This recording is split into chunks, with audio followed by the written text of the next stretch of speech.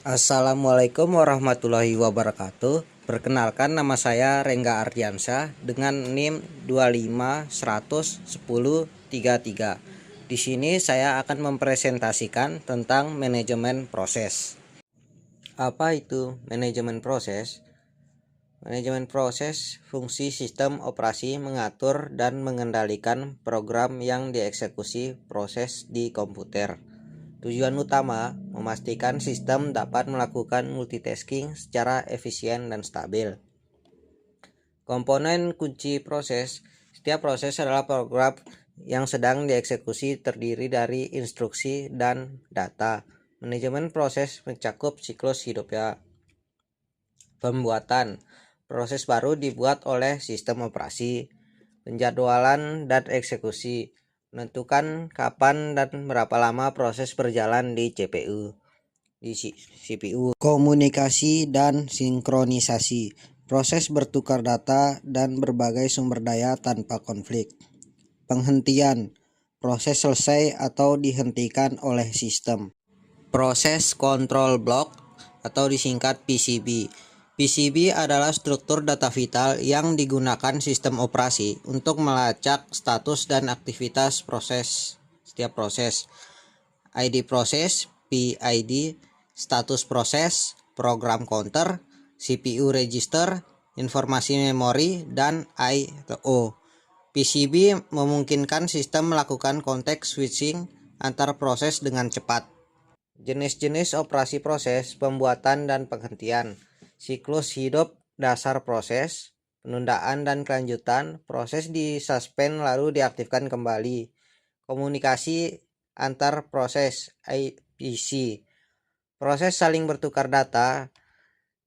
Sinkronisasi proses, mengatur agar tidak terjadi konflik saat berbagai sumber daya. 3. Tingkat penjadwalan. Penjadwalan memastikan pemanfaatan CPU yang optimal dan menjaga keseimbangan beban kerja sistem. Short term CPU scheduler memilih proses yang akan dijalankan CPU FC, FS, SJF, round robin. Medium term menunda atau melanjutkan proses dari memori utama. Long term menentukan proses yang masuk ke memori utama dari disk. Algoritma short term scheduling. CPU scheduler menggunakan berbagai algoritma untuk memilih proses berikutnya yang akan dieksekusi. VCFS first atau first come first served, prosesnya yang data lebih dulu dilayani lebih dulu. SJF shortest job first, proses dengan waktu eksekusi terpendek didahulukan. Priority scheduling, proses dengan prioritas tertinggi didahulukan. Round robin, setiap proses mendapatkan jatah waktu time slice yang adil. Multi-level, membagi proses ke dalam beberapa antrian dengan algoritma berbeda. Multithreading, efisiensi dalam satu proses. Multithreading adalah menjalankan beberapa thread secara bersamaan dalam proses berbagai memori dan sumber daya yang sama. Lebih cepat, efisien, mengurangi overheat karena berbagai sumber daya proses. Responsivitas tinggi, jika satu thread diblokir, thread lain dapat terjun berjalan. Mendukung paralelisme, memanfaatkan arsitektur multicore CPU secara maksimal. Tantangan multithreading. Meskipun efisien, multithreading memerlukan pengelolaan yang hati-hati untuk menghindari masalah sinkronisasi. Terbagi ada dua. Deadlock, situasi di mana dua atau lebih thread saling menunggu sumber daya yang dipegang oleh thread lain. Rest condition, hasil eksekusi tergantung pada urutan thread mengakses data bersama, menyebabkan inkonsistensi. Kesimpulan utama manajemen proses.